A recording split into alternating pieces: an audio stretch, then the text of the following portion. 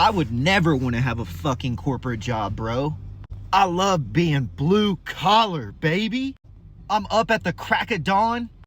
My back is killing me. My knees are totally shot. I'm 27 and I have an unhealthy addiction to energy drinks and cigarettes and dip. Let's not mention beer. 27 feels like 57. But yeah, sitting in an air-conditioned office building, you know, playing solitary every day and gooning, I would never want that.